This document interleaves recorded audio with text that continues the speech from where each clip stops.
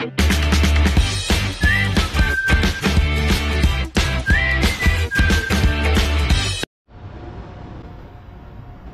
what's up mga kasindero? Magandang umaga po sa inyo lahat at mapagpalang araw po sa inyo lahat. So may i-share na naman po ako sa inyo. Ito po ay Ford Fusion 2015 model at may umilis na sa atin. So may ano nga ito, may leak yung kanyang tangke. May tagas yung tangke. Magtatanggal tayo ng fuel tank.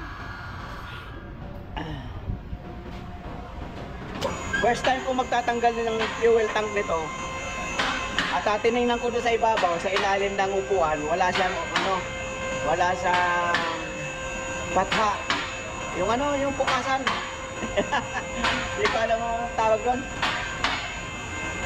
Kasi yung mga Toyota, yung mga Hyundai, sa ilalim ng upuan sa likod, mayroon siyang mayroon siyang butas na pwedeng pagtanggalan ng kanyang fuel pump. So ito nga mga kasindero, 2015 ito. Ayan yung kanyang fuel pump. May tagas at nagmumula dito sa ibabaw. Kasi kaya wala siyang bukasan sa ibabaw kasi nandito lang yung kanyang fuel filter. Ayan Ayan. Kaya di na naglagay ng bukasan sa ibabaw. Kaya kung magpapalit ng nito, magpapalit ng fuel pump, tanggal talaga yung tangke. At magtatanggal tayo ng tambutso. Ayan. Yun lang naman, tambutso tatanggalin. Madali namang yung mga kanyang mga pipe, madali namang anuhin. Ayan. So tatanggalin ko muna itong mga kasindero. Tapos titingnan natin kung saan siya nag-leak. Kung saan nagkaroon ng leak. Pwedeng yung sa mga Chevrolet kasi taho, doon sa pipe, plastic na pipe, nagtatagas. Yung iba namang GMC, tumatagas dito sa ibabaw ng fuel pump. Ngayon itong Ford, titingnan natin kung saan siya nagtagas, kung saan ang sira. So tatanggalin ko muna mga kasindero. So ito na nga mga kasindero, natanggal ko na lahat ng fuel line, pati yung mga evaporative system, at yung kanyang wire dito lang naman yung sa baba, sa ilalim. Maganda to dahil pag nagtanggal ka ng tangke, hindi mahahatak yung wiring harness dun sa fuel pump kasi kasama na ng kasama ng tangke yung kanyang wiring. Hindi kagaya ng ibang sasakyan, kagaya ng Toyota na pa daw sa taas. So ito na nga, natanggal ko na lahat. Ito na nga mahirap. Itong evaporative. Itong pipe na ito. Pero ito dito sa charcoal canister, madali naman sa tanggalin. Ito lang na ito doon sa singawan. Ito yung mahirap. At pagkatapos, tatanggalin na natin yung belt. Belt ng tangke. Apat na tornilyo lang naman to. At mag-iingay tayo.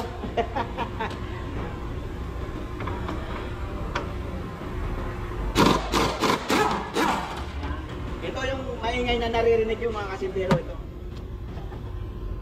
Ito yung maingay na maririnig sa mga vlog ko.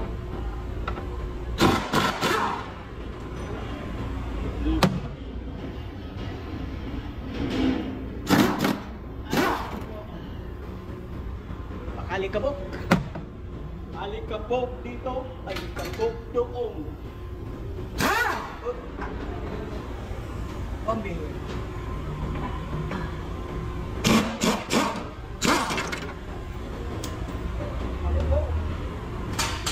Ay.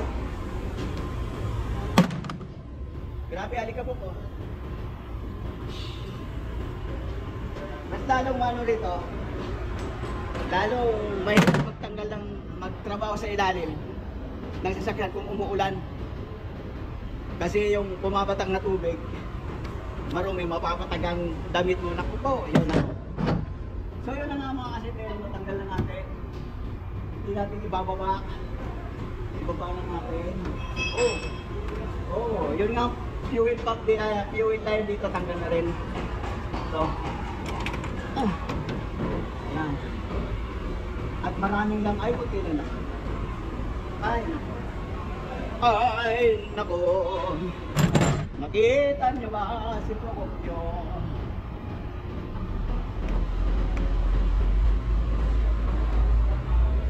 Itong ano dito kung wala siyang valve kasi may valve sa loob yan para hindi tumakas yung gasolina. Sana may valve. Pag wala siyang valve na po, yun, meron. May valve siya. Tingnan nyo. Kahit natanggal na natin yung hose, hindi ito matapon yung gasolina. May valve. Tiltin na natin baba. Balansin ba? Balansin ba? Yun.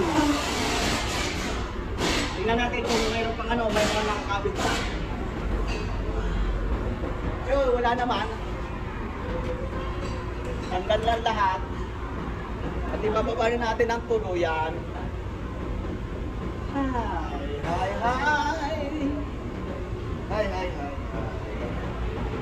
Yun, makikita na natin kung saan tumatagas. Luy, kuhay!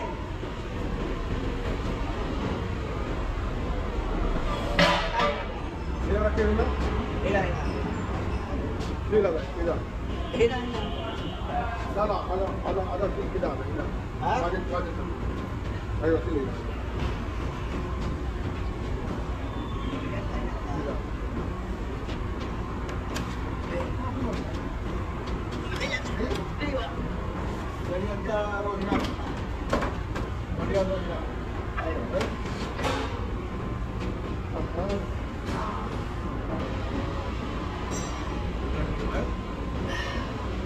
So ito na nga mga kasintero, nababa na natin at ayun,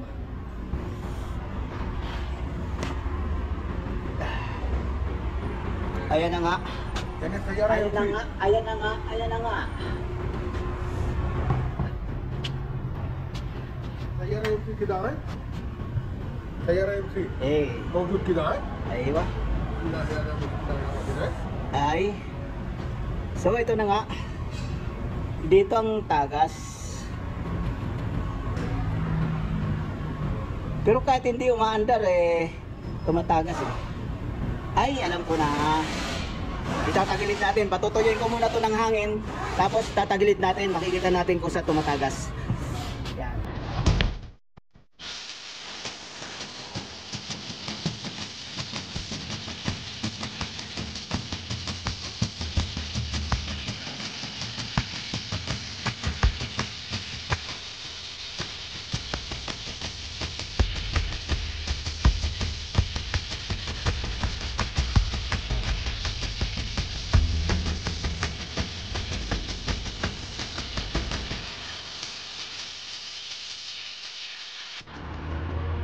Tingnan natin yung tatagilid natin yan.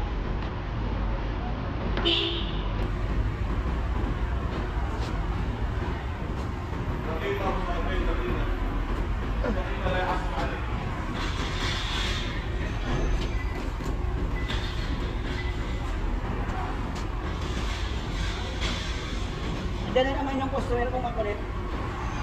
Matanda. O ito. Ispe!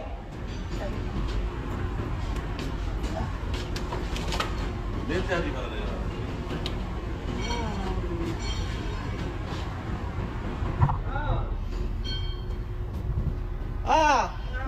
Allah ne موجود. تصوير. تعال اشوف شو السيارة. كان 5 دقيقة. may maskila. تصوير كمان.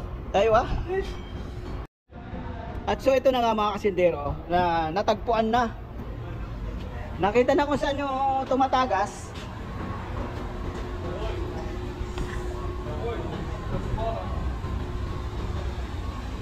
Hala ho agad-agayir. Eco bricks mo andis. So natagpuan na nga yung kita niyo itong ito. Kita ba?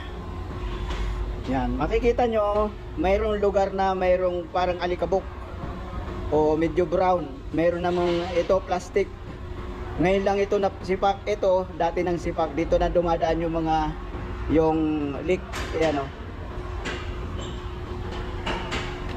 Tinitesting namin kanina. Nilagyan ko ng power dito. Yung isa naman, ginanon-ganon, inalog-alog, natulo yan. Pero sumisirit talaga dito, sumisirit. Kaya pala nandito yung maputi. Dito sa palibot maputi. Yan. So yun na nga, ito magpapalit na naman ng fuel pump assembly. Fuel pump assembly yung papalitan yan. So yun na nga mga kasintero.